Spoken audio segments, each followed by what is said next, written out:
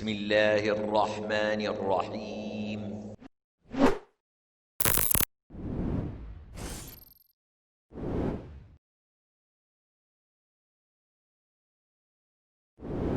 Kalau kitab kita sama di halaman 68.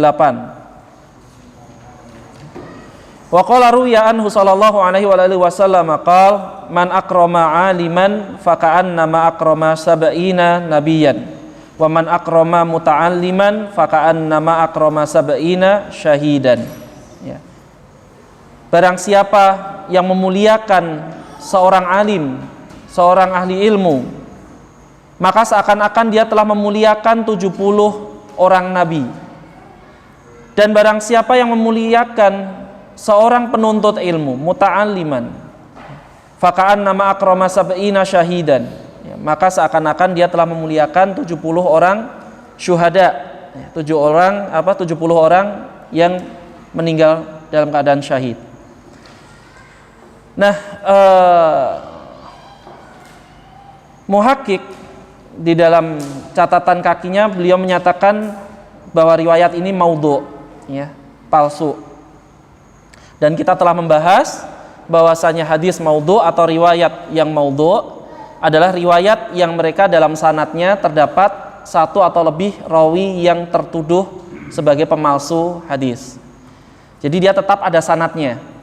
Jadi hadis yang ada sanadnya dan di dalam sanad tersebut ada rawi yang tertuduh pemalsu hadis, ya.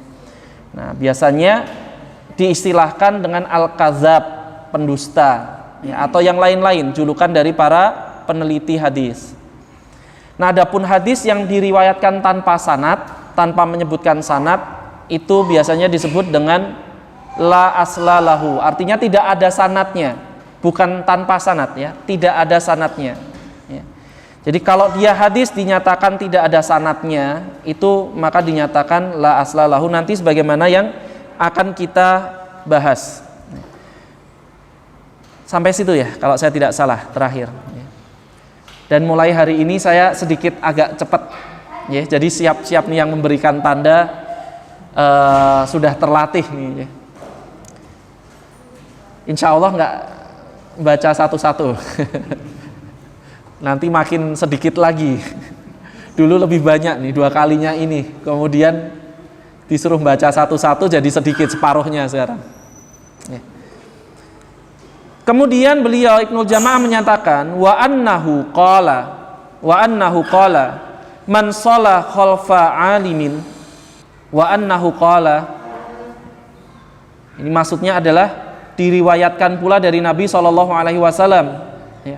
Annahu qala, bahwa sungguhnya beliau bersabda, man shalla khalfa alimin, barang siapa salat di belakang orang yang alim, yang memiliki ilmu, faka'annama shalla khalfa nabiyyin, maka seakan-akan dia sholat di belakang nabi, di belakang seorang nabi. Wa man shalla khalfa nabiyyin, dan barang siapa yang sholat di belakang seorang nabi, faqad ghufira lahu, maka dia diampuni dosa-dosanya, ya, diampuni dosa-dosanya.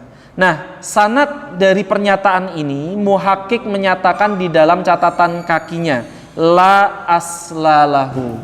Nah, tidak ada asal usulnya. Inilah yang membedakan antara riwayat maudhu' dengan la aslalahu, ya. Jadi kalau maudhu' itu ada sanadnya. Kalau diteliti dia ada sanadnya. Tapi dinyatakan dalam salah satu sanad, di dalam sanadnya ada salah satu rawi atau lebih yang tertuduh berdusta atau pendusta hadis, pemalsu hadis, maka disebut sebagai hadis maudhu', hadis palsu. Adapun hadis la aslalahu yang tidak ada asal usulnya, itu nggak ada sanadnya, diteliti nggak pernah ketemu di kitab manapun sanadnya. Mana yang lebih parah? Yang kedua lebih parah. Dan kemarin kita sebutkan orang Indonesia paling ahli nih bikin hadis yang kedua, la asla lahu, ya. Jangankan sanadnya, teks Arabnya saja nggak ada, ya, langsung terjemahannya. Nah, ini ahlinya orang Indonesia nih. La asla lahu. Nah, akan tetapi ya, pernyataan ini kalaupun dia memang tidak ada asal-usulnya dan tidak boleh kemudian kita yakini dari Nabi SAW, menunjukkan tentang keutamaan seorang alim, ya, ketika dia mengimami sholat dibanding orang yang tidak memiliki ilmu. Ya. Jadi barang siapa yang mengangkat imam untuk sholat dari sekelompok manusia, hendaknya dia mengetahui keadaan siapa yang dia angkat. Di mana yang pertama adalah kriterianya apa ini? Pembahasan terakhir kita dalam kitab Bulughul Maram, aqra'uhul Quran, yang paling bagus bacaan Qurannya, paling banyak hafalannya, paling bagus hukum-hukum tajwid tahsinnya, ya, dan paling enak didengar lah. Ini kriteria, tapi ya nomor 3 lah ya. Jadi enak gitu didengarnya, ya, nadanya itu membentuk sesuatu yang enak didengar, ya. Nah ini aqra'uhul Quran, ya. Nah kemudian yang lebih alim terhadap sunnah, ya, a'lamuhus sunnah, yang paling alim atau paling berilmu terhadap sunnah. Itu kriteria kedua apabila kriteria pertama sama, 2 orang atau lebih, maka dipilih yang dia paling mengetahui tentang sunnah. Nah, menunjukkan bahwa ilmu adalah kriteria paling utama untuk dipilihnya menjadi imam sholat, bukan usia, ya, bukan usia. Ini sebagaimana yang sudah kita bahas. Hanya saja kalau kita memang belum kenal, biasanya susah juga untuk mengetahui ilmu, ya. Muncullah kriteria yang dibuat, yang jenggotnya paling panjang. Bukan saya yang bilang, Pak Weli yang bilang. Katanya biasanya kalau sholat bareng-bareng kemudian dipilih yang jenggotnya paling panjang sebagai imam. Ini kan nggak ada kriterianya, di dalam hadis nggak ada, kitab manapun juga nggak ada, ya. Sekali lagi, masyarakat kita paling pintar bikin yang seperti itu. Kemudian kita lanjutkan, wa naqala Saramsahi Al-Maliki, ini seorang ulama dari mazhab Malikiyah. Saramsahi Al-Maliki fi awwali kitabihi, di dalam awal pembukaan kitabnya, Natmi Ad-Durar, ini kurang huruf ra 1 itu. Natmi Ad-Durar, ini nama kitabnya, ya.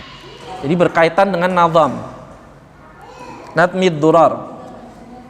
Anin Nabi sallallahu alaihi wasallam. Ya.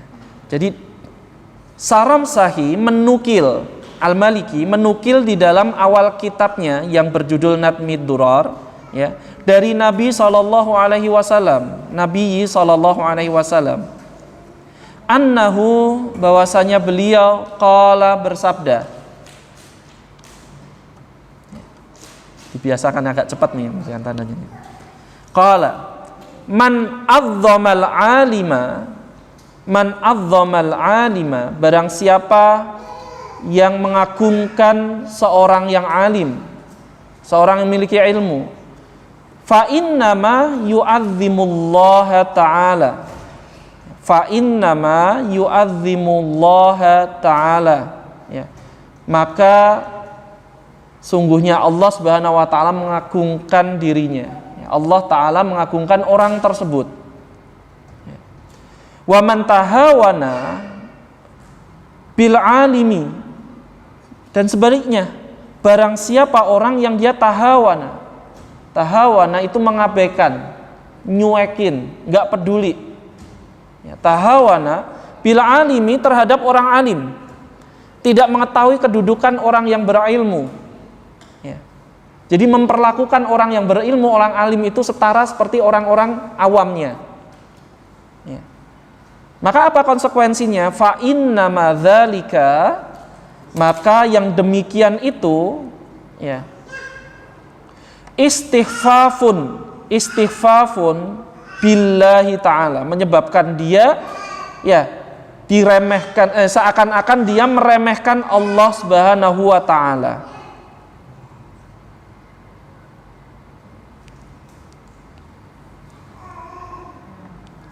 Wah, ini lafaz Allah Subhanahu wa taala berarti tadi sebagai maf'ul. Saya yang salah menerjemahkan. Ya. Yu'adzimullaha ta'ala itu berarti dia telah mengagungkan Allah taala, bukan diagungkan oleh Allah Subhanahu wa taala, karena itu sebagai maf'ul, bukan yu'adzimullahu ta'ala, tapi yu'adzimullaha ta'ala. Ya, orang tersebut seakan-akan telah mengagungkan Allah taala. Dan barang siapa tahawa nabil alimi, mengabaikan atau nyuekin tadi ya, orang yang alim, fa inna madzalika, maka yang demikian itu seakan-akan istifafun, meremehkan billahi ta'ala, meremehkan kedudukan Allah ta'ala, wa bi rasulihi, begitu juga kedudukan rasulnya. Nah, ihwani wa afati fillah rahimani wa rahimakumullah.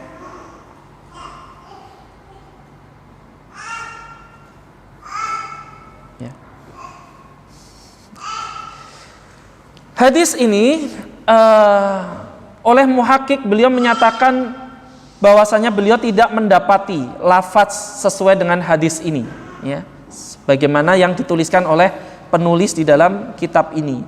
Akan tetapi waqad ruwiya bi alfaz, ya, telah diriwayatkan dengan lafaz-lafaz yang mirip, ya, mendekati dengan lafaz ini, tapi dengan sanad yang mungkarah, sanad yang mungkar. Ya, ini termasuk hadis dhaif. Kenapa disebut mungkar itu? Karena dia menyelisihi hadis lain yang lebih sahih. Jadi hadis yang dia lemah dan menyelisihi hadis lain yang lebih sahih disebut dengan hadis mungkar. Ya, hadis mungkar. Nah, hadis yang mungkar, ya, itu tambahan keterangan dari kedhaifannya. Jadi kalau dhaifnya itu dilihat dari sanadnya, jadi kalau kita menghadapi hadis dinyatakan dhaif, itu dilihat dari sanadnya, bahwa sanadnya tidak memenuhi kriteria hadis sahih, ya. Jadi perawinya bukan perawi siqah, ya. Perawinya bukan perawi yang terpercaya, yang kuat hafalannya, yang agamanya bagus. Nah, maka hadisnya menjadi dhaif, ya. Di bawah siqah ada soduk. Soduk apa Pak? Siddiq. Ustaz Abu Bakar. Soduk itu adalah rawi hadis, kondisi rawi hadis yang hafalannya tidak sampai ke derajat siqah. Ya. Jadi dia agamanya baik, kemudian jujur. Ya, bukan pemalsu hadis, tapi hafalannya tidak sampai ke tingkat siqah. Siqah itu yang paling tinggi. Ya. Jadi dia siqah itu baik hafalnya dengan dengan kitab, ya, catatan, maupun dengan hafalan langsung. Nah, jadi kalau perawinya itu soduk, hadisnya hasan. Ya. Dhaif itu berarti di bawah soduk. Nah, mungkar itu adalah hadis dhaif, berarti perawinya ada yang lemah dan menyelisihi, maknanya menyelisihi hadis lain yang sahih. Maka disebut dengan hadis mungkar. Nah, di dalam pernyataan ini, ya, dalam lafaz hadis ini dinyatakan keutamaan tentang mengagungkan orang alim, ya. Jadi kemungkaran hadis ini bahwasanya menyamakan pengagungan seorang alim dengan pengagungan terhadap Allah Subhanahu wa taala. Nah, ini mengingkari riwayat-riwayat yang lebih sahih di mana Allah Subhanahu wa taala pengagungannya jauh di atas pengagungan kita terhadap makhluknya. Siapapun itu, ya. Malaikat adalah makhluk yang agung, tapi pengagungan seseorang kepada Allah Subhanahu wa taala hendaknya lebih tinggi daripada pengagungan kepada malaikat. Begitu juga kepada para rasul. Rasul adalah para manusia yang agung, kedudukannya yang agung, ya. Kedudukannya besar. Jadi di situ azim, di situ itu besar, di situ agung maksudnya, ya. Mulia. Tapi pemuliaan kita, pengagungan kita kepada makhluk manapun tidak boleh menyamai keagungan terhadap Allah Subhanahu wa taala. Nah, Ini termasuk dalam pelajaran tauhid, ya, pelajaran akidah. Maka penyamaan atau penyetaraan dalam hal itu menjadi mungkar. Akan tetapi makna pengagungan kita, perintah kita itu diperintahkan untuk mengagungkan para alim, ini benar. Jadi makna pengagungan di situ itu bahwa seorang harus mengetahui kondisi kedudukan para alim ulama, itu benar. Ya. Jadi bukan berarti kemudian hadis ini mungkar, berarti maknanya mutlak salah.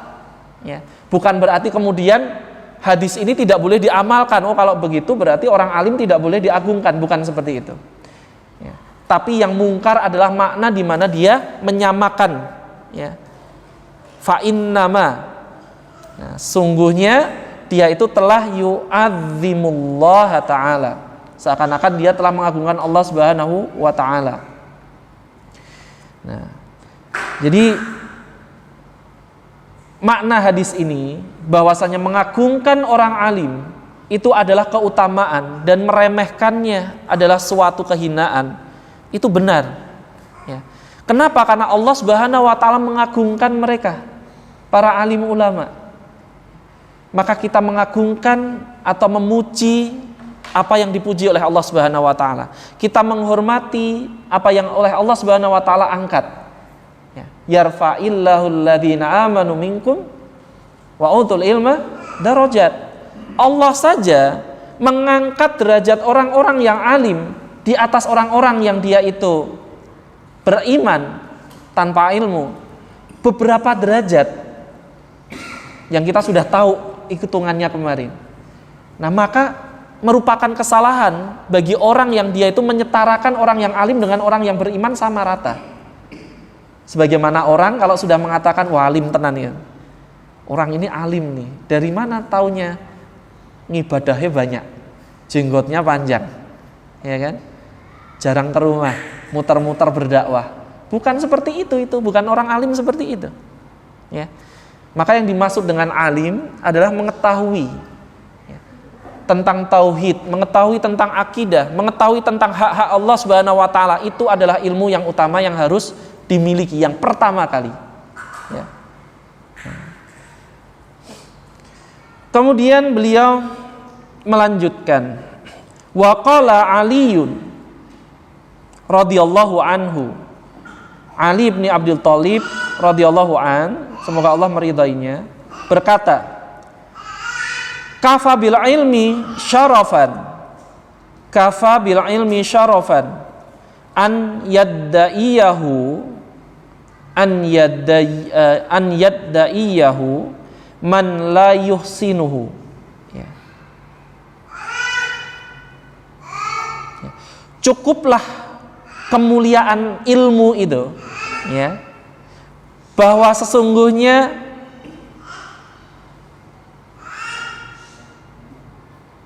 an yadaiyahu, yadaiyah itu mengklaim, mengaku, ya, menuduh.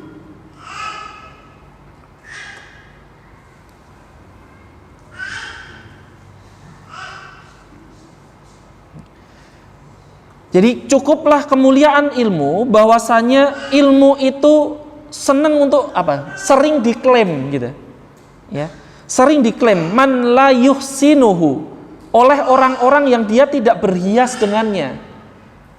Jadi cukuplah ilmu itu kedudukannya diakui ketinggiannya atau kemuliaannya atau keutamaannya, bahwa orang-orang yang tidak punya ilmu, ya, la yuhsinuhu itu artinya tidak berhias dengan ilmu, tidak punya ilmu, itu senang apa Ilya? Iya Abi ini. Ya. Jadi orang-orang yang dia tidak berhias dengan ilmu sering atau senang mengklaim memiliki ilmu. Wa yafraha bihi idza nusiba ilaihi. Ya. Dan mereka bergembira apabila dinisbatkan kepada ilmu tersebut atau ilmu itu dinisbatkan kepadanya. Ya. Jadi orang yang nggak punya ilmu sering ngaku-ngaku punya ilmu. Ya. pengen untuk dianggap berilmu. Dan orang yang nggak punya ilmu itu gembira ketika dia dianggap oleh orang lain alim, berilmu. Nah, ini merupakan keutamaan ilmu itu sendiri. Ya. Jadi seakan-akan Ali bin Abi Thalib radhiyallahu an membawa kepada kita sebuah logika. Ya. Nggak usah rumit-rumit lah, nggak usah banyak bahkan tanpa membaca dalil pun cukup kita tahu bahwa keutamaan ilmu adalah orang-orang yang nggak punya senang menisbatkan diri padanya, dan orang yang nggak punya itu senang bergembira ketika dia diklaim atau diakui memiliki hal tersebut. Nah, ini ilmu. Ya, sama seperti harta, kekayaan atau ketampanan. Ya. Orangnya biasa-biasa tapi merasa tampan, seneng gitu, berdandan. Atau dia dipuji oleh orang lain, subhanallah wajahnya parasnya tampan. Padahal ya yang muji ibunya gitu. Dia senang. Nah, ini menunjukkan bahwa keutamaan paras tampan itu. Begitu juga ilmu. Ya. Jadi ilmu ini utama, ya. Mulia. Karena orang-orang yang nggak punya itu sering ngeklaim. Begitu juga mereka bergembira, ya, apabila idza nusiba ilaihi, apabila dinisbatkan kepada ilmu itu, seakan-akan dia memilikinya. Wa kafa bil jahli dzamman. Nah, ini salah ini nih, ya. Ada salah ketik ya. Wa kafa bil jahli, dan cukuplah zaman itu kecelaan, ya, celaan, kejelekan, ya. Celaan bagi kebodohan, bil jahli, ya. An yatabarra'a minhu man huwa fihi, an yatabarra'a minhu man huwa fihi, ya. Bahwasanya orang-orang yang memilikinya berada di dalam kebodohan tersebut, yatabarra'a. Ada yang tahu yatabarra'a itu dari kata bara'ah, apa? Berlepas diri darinya. Enggak mau ngaku bodoh.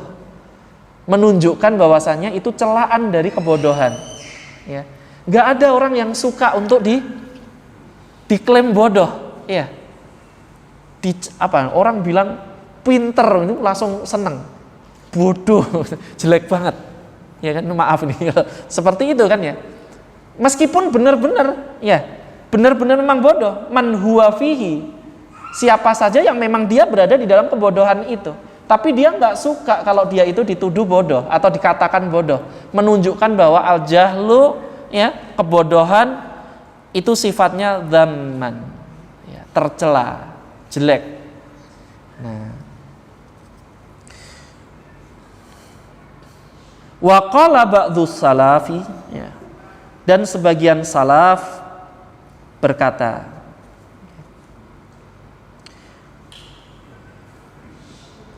khairul mawahibi, ya, sebaik-baik anugerah. Mawahib itu pemberian, anugerah, ya. Yakni al-aqlu, apa? Akal, ya. Sebuah perangkat yang dengannya Allah Subhanahu wa ta'ala menjadikan manusia memiliki ilmu, yakni akal, ya. Wa syarrul masaibi, ya. Wa syarrul masaibi, masaib itu jamak dari musibah, ya. Masaib itu musibah-musibah, ya. Jadi sejelek-jelek musibah, gitu, ya. Sejelek-jelek musibah al-jahlu, yakni kebodohan. Ya. Subhanallah. Ya. Ini perkataan ini bagus banget. Kalau kita bisa tulis dengan tinta emas, tapi tintanya nggak emas ya di sini, ya. Ditarik garis bawah nih. Kalau perlu ditebali pakai apa itu? Disorot. Stabilo, merek Stabilo, ya. Pakai warna gitu, ya. Karena pernyataan ini sangat indah. ya, yang menyatakan khairul mawahibil aqlu, bahwa sebaik-baik anugerah, ya, itu adalah akal, yang dengannya Allah Subhanahu wa taala memberi manusia itu ilmu, mampu membedakan al-haq wal batil, bainal haqqi wal batil, ya, antara kebenaran dan kejelekan, mana haram, mana halal, mana yang boleh, mana yang tidak boleh, mana yang wajib, mana yang sunnah, mana yang bid'ah, mana yang haram, dengan akal. Ya.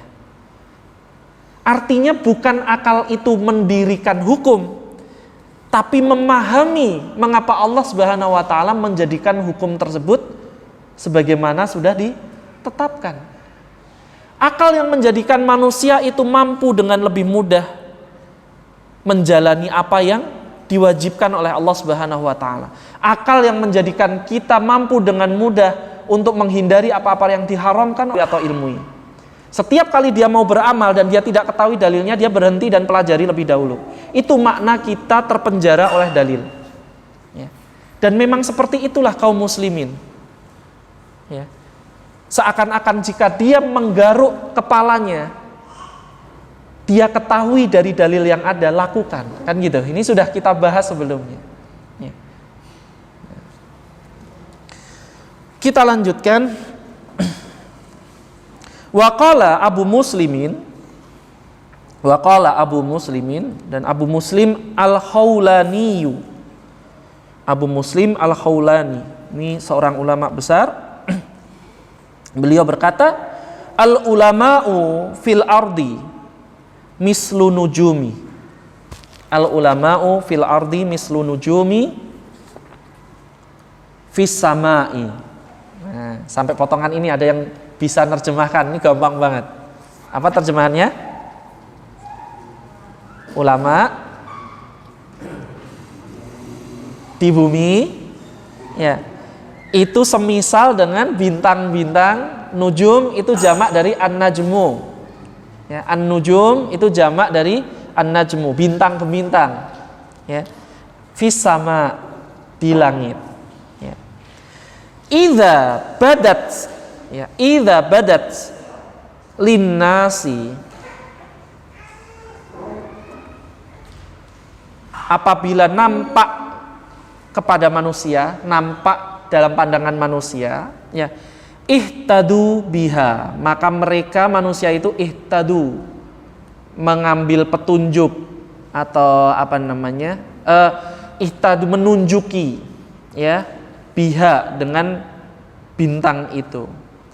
Wa idza khafiyat, apabila dia tersembunyi, ya, alaihim, atas manusia, ya, tahayyaru, maka manusia itu kebingungan. Ya, tahayyaru itu kebingungan mencari petunjuk, mencari arah.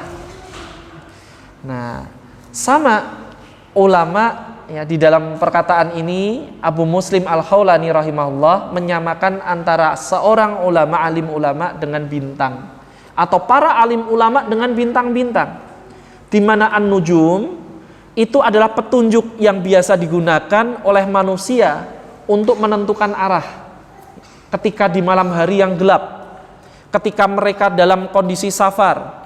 Kalau sekarang kita sudah banyak petunjuknya. Ya samalah, kalau sekarang mungkin kalimatnya diganti, ya.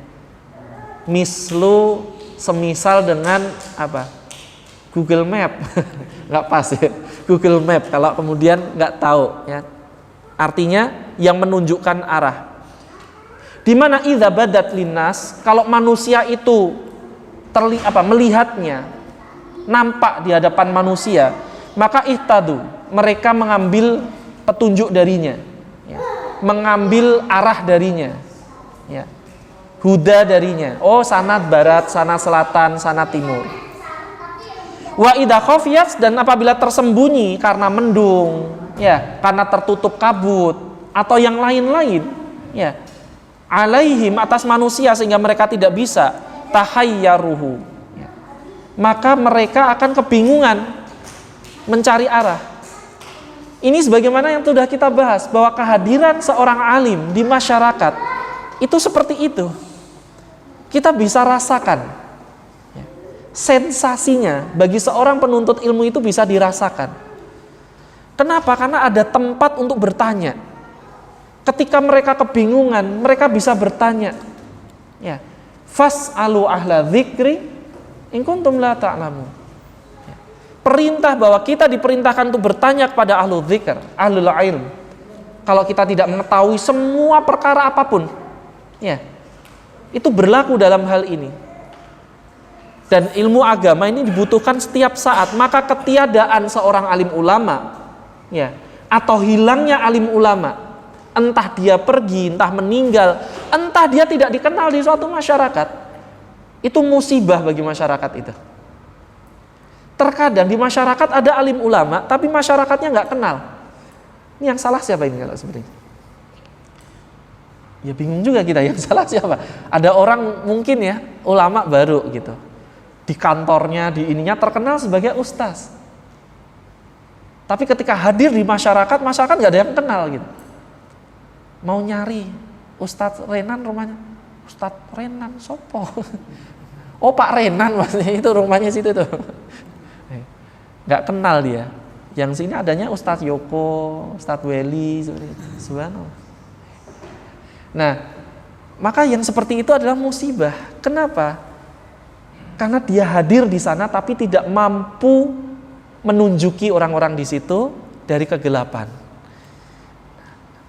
Dan dalam perkataan ini terdapat keutamaan, ya, terdapat keutamaan bagi para pemilih ilmu, bahwa mereka adalah jujukan. Ya, kita sudah pernah bahas, sebagaimana Google Map di dalam handphone kita, ya, adalah tempat bertanya posisi kita di mana. Ya. Nah, hilangnya sinyal itu musibah. Aplikasinya ada, sinyalnya nggak ada, sehingga kita nggak bisa mengenali. Sama, alim ulama ada di sekitar kita, tapi kita tidak mampu mengenali tingkat keilmuannya, tidak mampu mengambil ilmu darinya, itu musibah bagi kita. Ya. Dan kita bermohon pada Allah Subhanahu wa Ta'ala agar kita itu lebih sensitif. Sensitif terhadap apa? Terhadap untuk mengetahui kondisi sekitar. Jangan-jangan sebenarnya di sekitar kita itu banyak orang-orang yang bisa kita ambil ilmunya. Ya. Cuma nggak pernah tampil saja. Saya Sawirin misalnya. Suatu ketika di sini nih, nanti insya Allah. Dari jenggotnya aja sudah kelihatan. Ya, kita harus sensitif kitanya. Mulailah bertanya kepada beliau. Jangan-jangan selama ini karena kita nggak pernah bertanya kepada beliau, sehingga beliau juga sungkan untuk ngasih tahu kan gitu. Besok sekali-kali kalau saya tanya, saya lempar saja pertanyaannya. Bebas lempar ke siapa. Nah, ikhwani wa akhwati fillah rahimani wa rahimakumullah. Itu kedudukan alim ulama di masyarakat, bahwa dia menjadi kompas, dia menjadi penunjuk. Ketika orang kehilangan arah, dan itu akan dirasakan. Ya. Orang bisa sehari, 2 hari, 3 hari, 5 hari, seminggu, 2 minggu nggak ketemu alim ulama. Tapi ketika bertahun-tahun dia akan merasakan kehampaan masyarakat itu. Ya. Jadi ketika ada kalanya mereka rindu mendengarkan ceramah yang mengingatkan mereka tentang dunia, ya, bagaimana dunia itu rendahnya di hadapan Allah Subhanahu wa Ta'ala, tentang perkara akhirat yang kemudian harus kita kejar, kita cari. Mereka rindu itu. Ya. Kenapa? Karena sudah bertahun-tahun ngejar dunia, hidup kok gini-gini aja. Keluhan itu sebenarnya keluhan seakan-akan bertanya, ada nggak sih orang yang bisa mengajari saya perkara agama? Makanya sensitif dalam hal itu. Ya. Kita lanjutkan. Waqala Abul Aswadi, waqala Abul Aswadi ad-Du'ali, ad-Du'ali.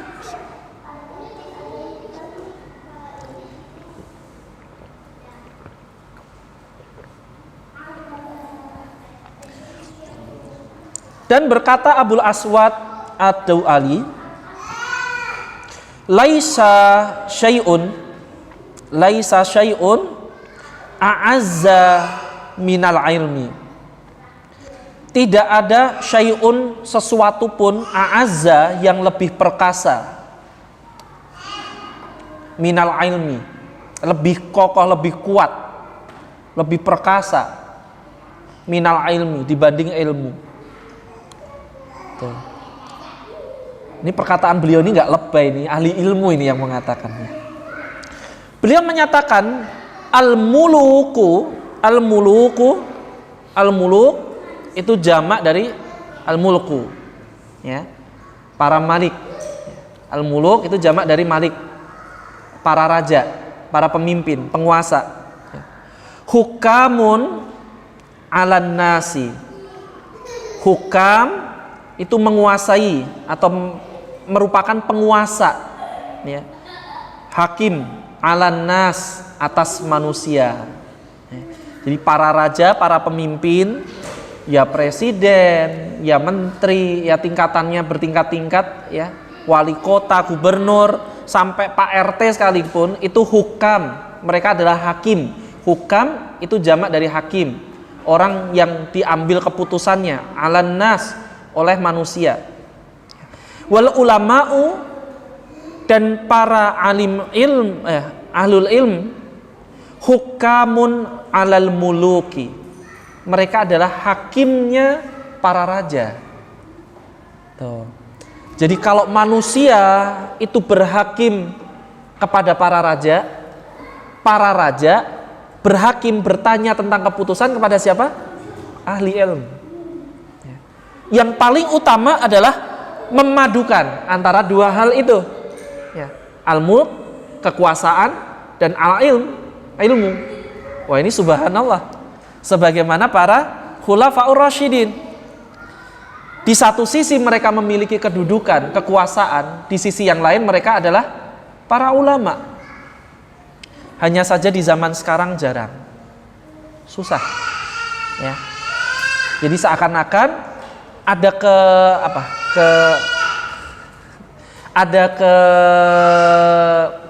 kebiasaan untuk memisahkan, dikotomi gitu ya. Jadi ilmu agama itu nanti akan menjadi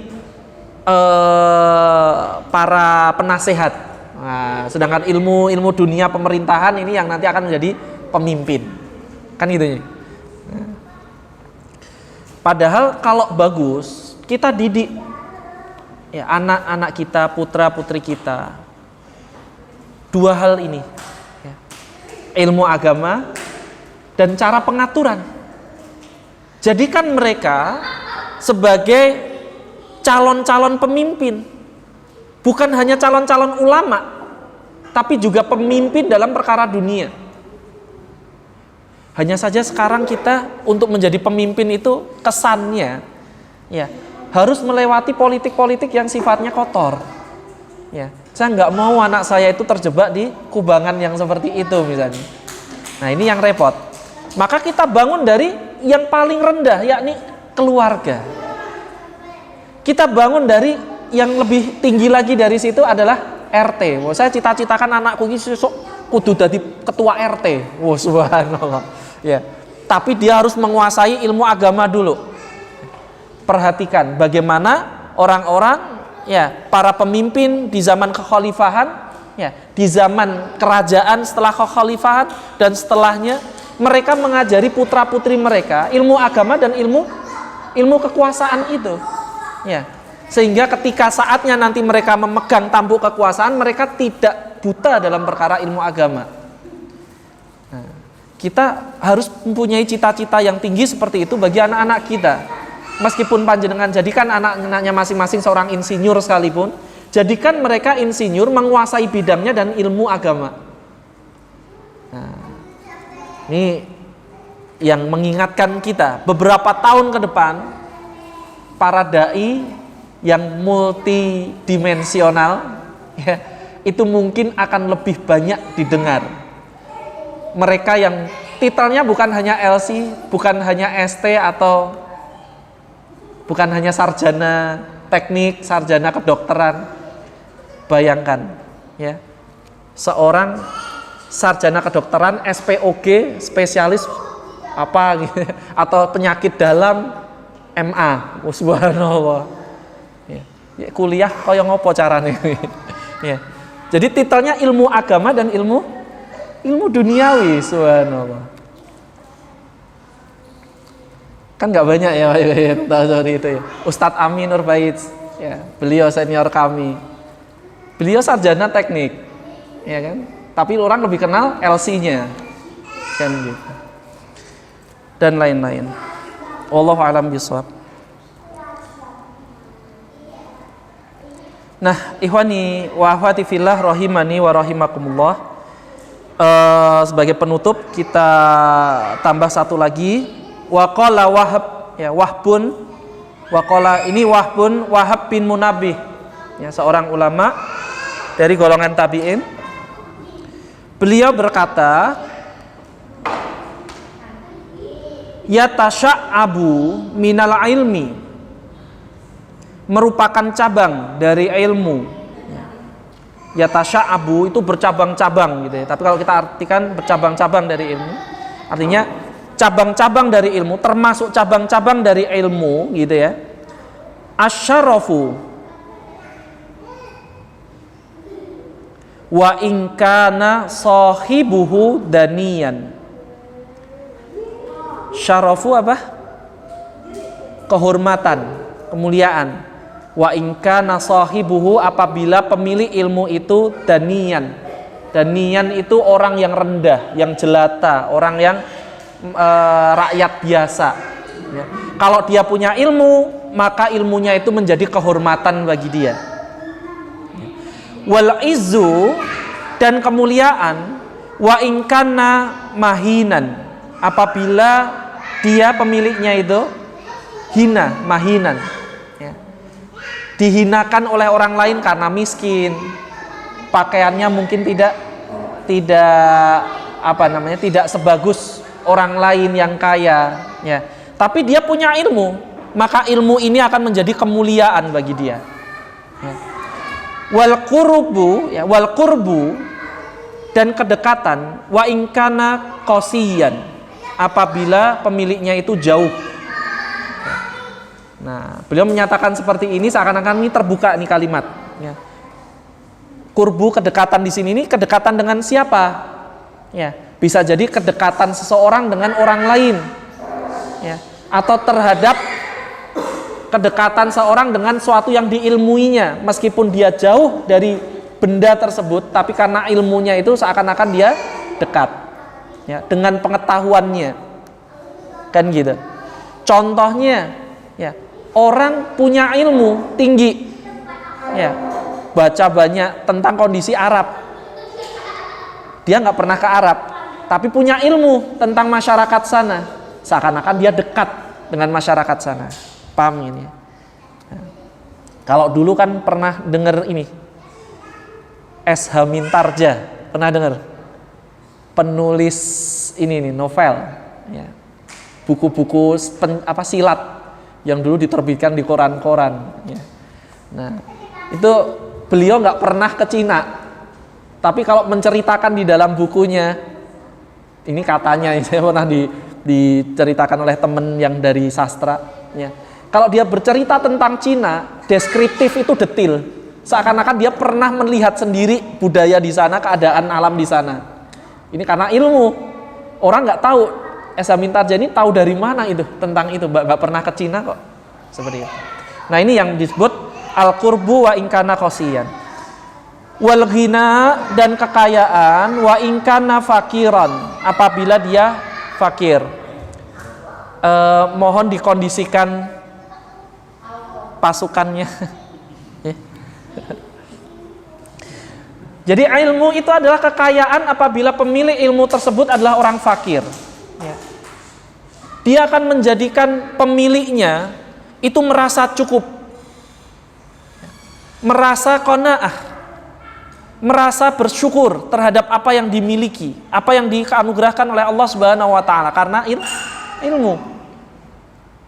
Dan sebaliknya, ya, seakan-akan orang yang tidak punya ilmu, kejahilan, konsekuensinya kan gitu ya. Kejahilan itu cabangnya adalah kemiskinan. Apabila orang yang jahil itu kaya, dia merasa miskin. Karena jahil, tidak bisa bersyukur, dia tidak mengenali bagaimana keutamaan Allah Subhanahu wa taala. Tapi dengan ilmu dia mengetahui bahwa kehidupan dia, ya, nafas yang diberikan oleh Allah Subhanahu wa taala itu nikmat yang tiada terkira. Maka dia merasa kaya. Ya. Al-ghina wa in kana fakiran. Kemudian wal mahabatu anugerah, dan merupakan anugerah wa in kana wadi'an. Ya. Apabila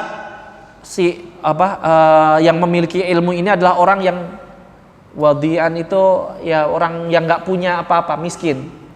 Ya. Anugerah yang sangat besar ilmu itu bagi orang yang dia tidak punya harta, ya, nggak punya barang-barang. Ya. Seperti itu. Nah, ini keutamaan ilmu, bahwa ilmu itu akan mencukupi orang yang kekurangan. Dengan ilmunya dia menjadi qanaah. Dengan ilmunya dia bersyukur pada Allah Subhanahu wa taala. Ya. Wallahu alam bishawab. Ya, mungkin ini yang bisa kita bahas sampai bagian ini. Ada yang tertinggal memberi tandanya? Yang tertinggal nanti silahkan nyontek temannya, boleh. Ini mencontek yang mubah, bahkan sunnah kali. Kemarin kan nanya nyontek gimana yang dibolehkan, Ustaz. Nah, sekarang saya contoh ini. Nyontek catatan teman itu adalah nyontek yang disunnahkan. Jangan malu. Ya, kalau ketinggalan jangan malu untuk nyontek atau minta kopian dari catatan teman. Dulu waktu sekolah kuliah aja kan rajin fotokopi catatan teman. Giliran ngaji nggak pernah. Nah, itu kan berarti kan kebalik, ya. Wallahu a'lam bishawab. Aqulu qouli hadza wa astaghfirullah innahu wal ghafurur rahim. Monggo mungkin kalau ada yang hendak ditanyakan.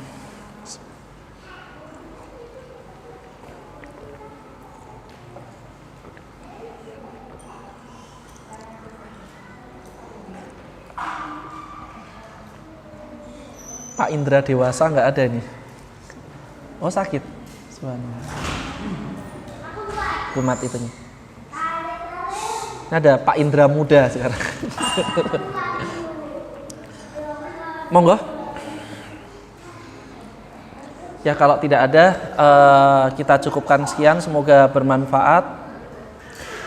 Dan insya Allah ya nantinya pembahasan yang berikutnya saya akan pertahankan kecepatannya segini. Ya. Semoga tidak terlalu cepat. Juga panjenengan yang menyesuaikan, karena nanti nggak selesai nih. Ya, pinginnya kalau bisa sejauh mungkin kita. Ya. Kalau kata Pak Yoko, jangan sampai nanti ada grup-grup baru, ada grup Ubdatul Fikih, grup Tazkiratus Sami, grup WA-nya Tazkiratus Sami, grup Bulughul Maram, kebanyakan grup nanti. Ya, subhanakallahumma wa bihamdika asyhadu alla ilaha illa anta astaghfiruka wa atubu ilaik. Wassalamualaikum warahmatullahi wabarakatuh.